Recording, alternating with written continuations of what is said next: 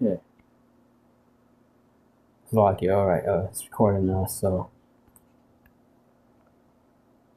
Sensitizing us since we were born. Okay. And I'll give you some. By the way, once again, still I'll give you the last clip, the way it is, and to see the last thing there. Okay. Just, wasn't on purpose, so I found it the last. Okay. Alright.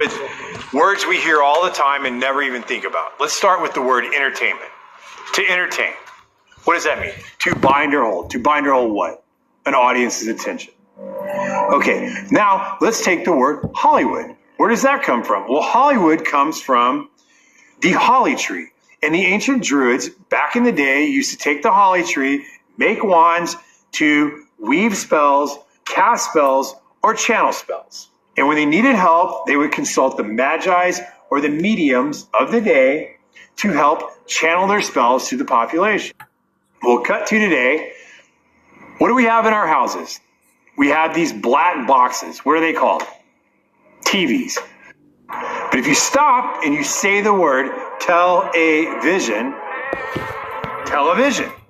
And when you turn on that television, what do you get? What's the first thing that pops up? A list of channels. And when you turn on those channels, what's on those channels? But if you stop and you... So I gotta go back. This was the point I wanted from this, going into the Druids and how actually heavy they were into the left-hand magic. Say the word television, television. Television, and then the stick the Druids would use. And when you turn on that television, what do you get? What's the first thing that pops up? A list of channels. Channels, right? And when you turn on those channels, what's on those channels? To today, what do we have in our houses? We would consult the magi's. So yeah, the Hollywood, the Hollywood, right? Or channel spells. And when they needed help, they would use the wood, which was a wood from a tree called Hollywood, where you get Hollywood today, which they show on the TV, television channels, right? That's where you get they got all that from the Druids. Esau took that from the ancient Celtic witch Druids. They would consult the magi's or the mediums of the day to help channel their spells to the population. We'll cut to today. Okay, now let's take the word Hollywood. Where does that come from? Well, Hollywood comes from the holly tree. And the ancient Druids, holly tree, the wands they would use from Hollywood. Back in the day, used to take the holly tree, make wands to weave spells, cast spells, or channel spells. And with the first thing that pops up, a list of channels. And when you turn on those channels, what's on those channels? And mind you, these are the same Druids that would be the heads of that pagan festival, SamHein. So if Esau took up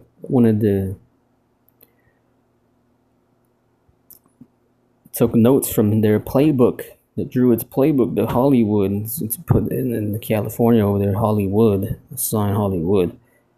What makes you think they didn't do human sacrifices? If the wicked elites taking notes from them, just like he took notes from the wicked Israelites in our time who passed their children onto the fire.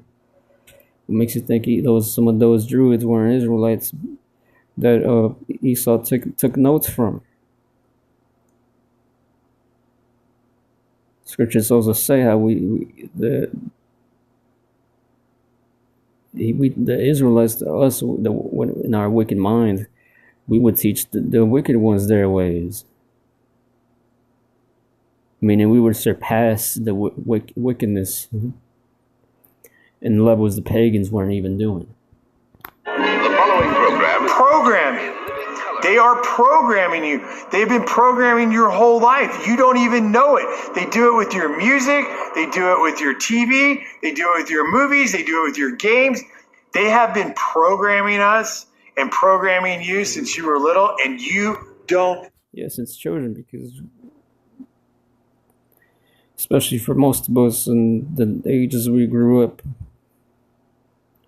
even if you were born in the 70s, unless you were born before the 70s or around the 50s, someone who was born in around 1950s, that was like the end of that generation that didn't grow up with the TV to teach them anything.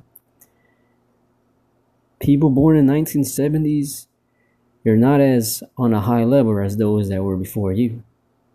Those that were before you didn't grow up in front of a TV as much as you did. Those born in the 50s, 60s, as late as the 60s, the 60s was the last age of having to grow up was the last age of not having to grow up with a TV raising you and indoctrinating you. That's why our elders that was born before the 70s, they have a bit of more higher level type of intelligence, discipline than those born in the 70s upwards. Those born in the 70s upwards, you're just as fucked up as those born in the fucking 90s or even early 2000s, I would say. Early 2000s is way more fucked up, but you're mid-tier to us. You're mid-tier to us, the generation of the 2000s, early 2000s. I was born 1999, the last of the 90s babies, so I'm not as fucked up as one born in 2011, so, but still, right? Even know it because you don't even question it. I mean, it just depends, right? I mean, it just depends, right? But there's just the allegory of the cave, Plato. All right, so look.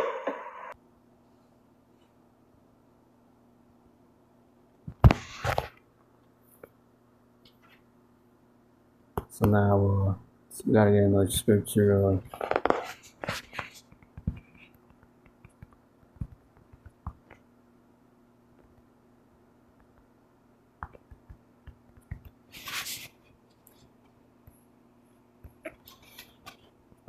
Let's go to Deuteronomy 12. I don't think we got this one yet. Deuteronomy 12, starting at verse 30.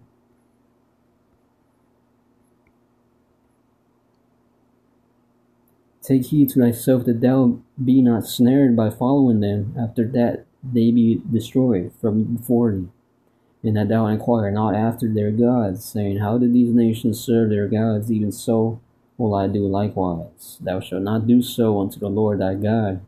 Yahweh, Yahushua is the true name. For every abomination to the Lord, which he hateth, have they done unto their gods. For even their sons and their daughters they have burnt in the fire to their gods. 32. What things soever I command you, observe to do it. Thou shalt not add thereto, nor diminish from it. Going into Deuteronomy 4. How this would be our wisdom and understanding in the sight of the nations. Deuteronomy 4, verse 6. Keep therefore and do them, for this is your wisdom and your understanding in the sight of the nations, which shall hear all these statutes and say, surely this great nation is a wise and understanding people. For what nation is there so great who hath God so nigh unto them, as the Lord Yahweh Yahushua our God is in all things that we call upon him for? And what nation is there so great that hath statutes and judgments so righteous as all this law which I set before you this day? So right there, the Lord's telling us right there to us, the Israelites. If you're an Israelite, listen, this is the Lord telling you even this right here, even if you believe it or not. The Lord's telling you this right here. It's like if you're speaking fast, but I gotta speak fast. So anyway, Lord telling you right here, if you are an Israelite, bro, this law here that I'm giving y'all, that I'm giving you, even though if you're 2/3 specifically, even though you're a nigga and you ain't gonna listen to it, this law though that I made, that I'm giving you, that I gave your ancestors, because if you're a 2/3 listening to it, this is for you too. This is your laws that you're supposed to keep too. It's just the Lord may not put it in you to keep it, because it's not your purpose that he made for you to right now, currently in this present life you're in right now. But in the future life, you are an Israelite. There's going to be your purpose to keep it. It's just the Lord only selected a few of Israelites to get it and keep it right now, to rehearse it in our lowest state, in such a lowest state, to become the first fruits. The Lord ain't choose all Israel to become the first fruits soon when Yahweh returns, which he's going to return soon. So anyway, continuing on. I know that's a big explanation there. But at least I brought the scripture and bringing out the scriptures. Not just ranting. Kabar made a video speaking on how we got to bring out the scriptures more, so he's trying to practice that more here. Bring out the scriptures more now. I'm going to do my explanation. Now I wanted to look this up. It's the word.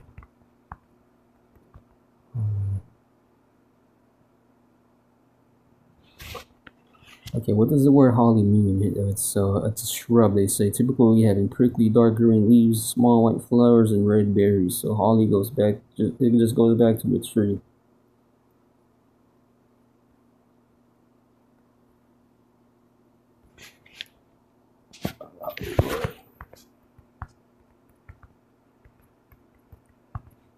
Hollywood etymology, let's go back to it. A combination of English words holly and wood.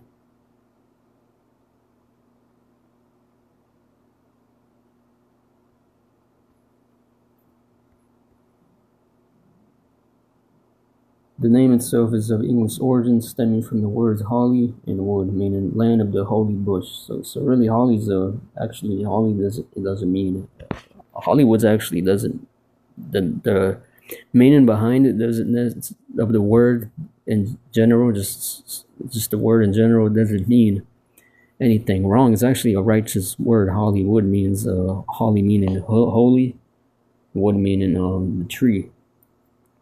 The wood you would get from a tree. In this particular case, there was a tree that was named holly, meaning holy tree. Holly tree. Holly is just a derivative from English. So English the word meaning coming from derived from the word holy. Yeah, so really, when you do say holiday is really supposed to be meaning holy day. Actually, so yeah.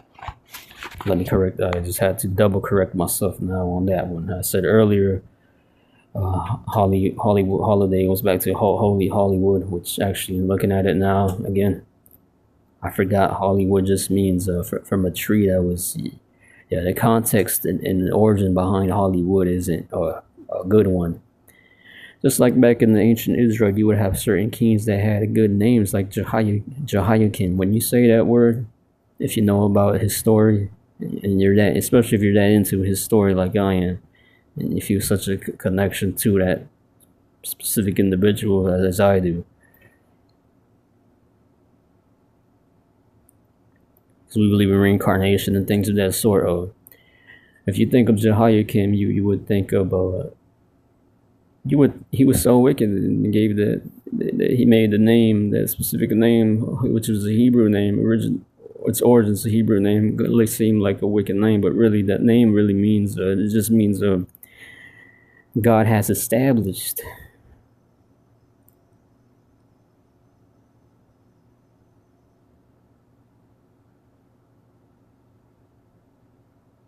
Just like in history, you had certain kings that's not as known, that would call themselves David. Their name was David. But does that mean that they were as righteous as King David? No. So they would have given that name a bad rep. Same with that word, Hollywood. It's not a bad name. Doesn't mean anything bad, but it's the way it's been used and misused by the way it's been synonymous now with what they do in Hollywood. The entertainers it's promoted on that area, Hollywood, and the sign Hollywood and what it means. It's and its significance behind seeing that sign, and everyone knows that's a popular, very famous sign. It's given a bad context. Just like with how they use in the song for Christmas, Holly Jolly Christmas, holly is really supposed to mean holy. Jolly just means joyous, joy.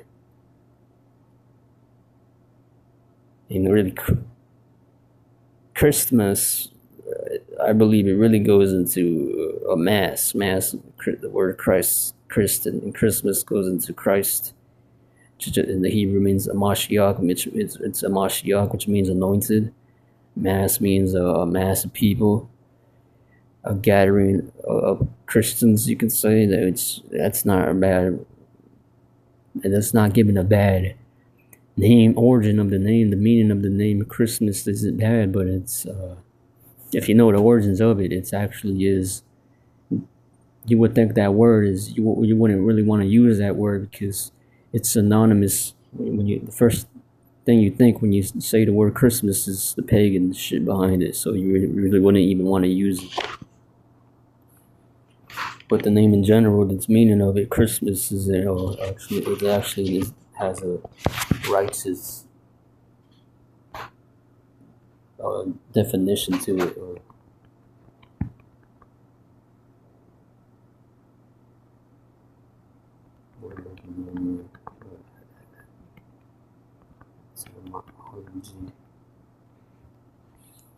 That's why it's important to know words, even when you go into the word etymology.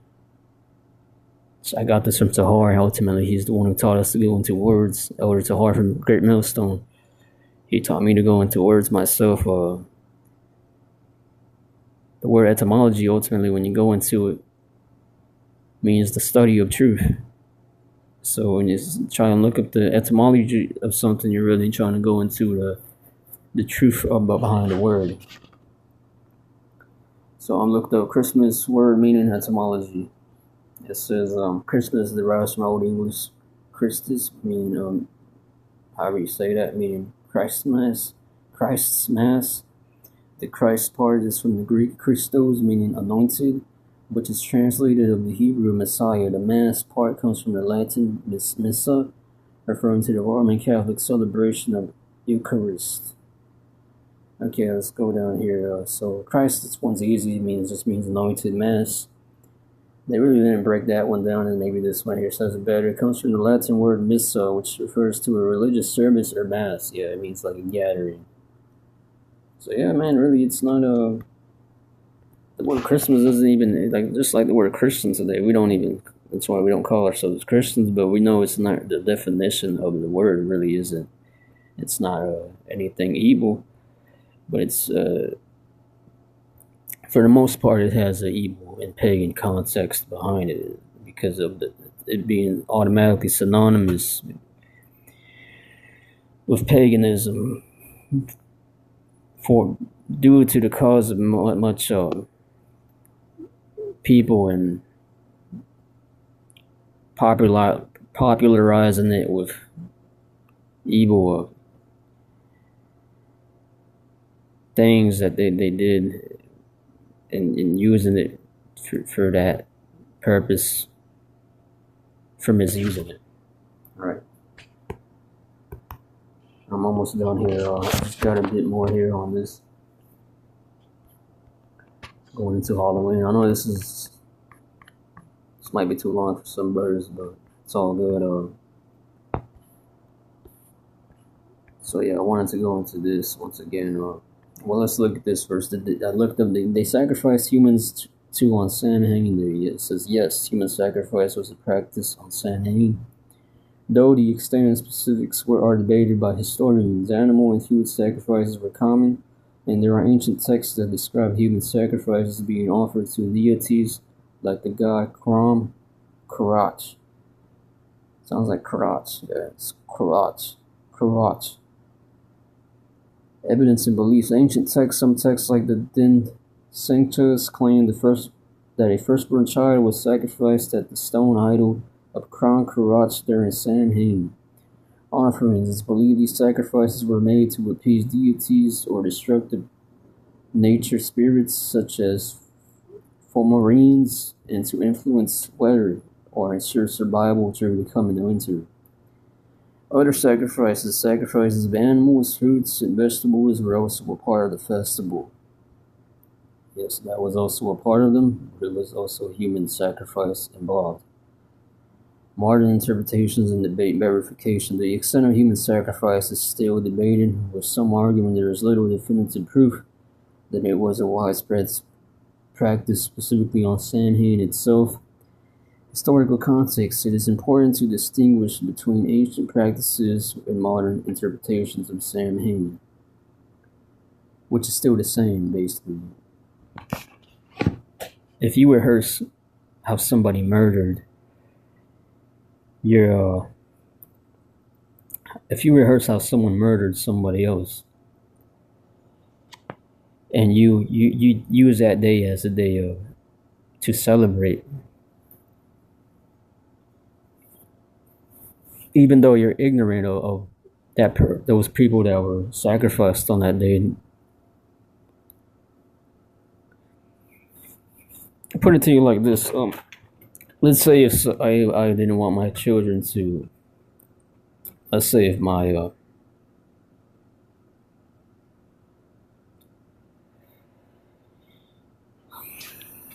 let's say if I saw somebody murder somebody in front of my eyes, and I told my children not to murder somebody, and they were to go and celebrate this day, that specific day when they murdered this person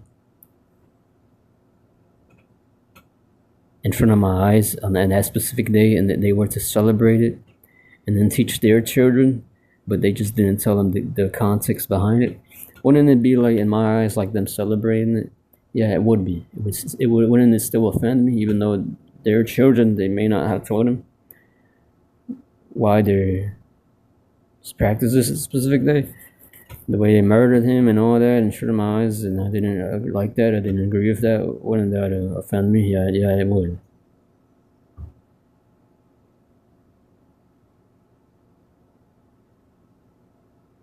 And they were to celebrate it with smiles and joy. And then I were to go ahead and tell them what the origins behind it, and they were to still celebrate it. Wouldn't it offend me even more? Yeah, it would offend me even more. So it's the same thing with this wicked holiday. You're still basically guilty by association, you could say. Because if you don't agree with something, you're not even going to try to think about it. Because thinking about it, something like, it's like contemplating it. You're basically like rehearsing it. In essence, you're basically agreeing with it. Yeah, so you would be guilty, yeah. It is, so they say here, though, they say, it is important to distinguish between ancient practices and modern interpretation of SamHein, which have evolved over time. Symbolic and literal. Some sacrifices may have been symbolic, while others were literal, and the tradition of human sacrifices is not a basis for modern Halloween.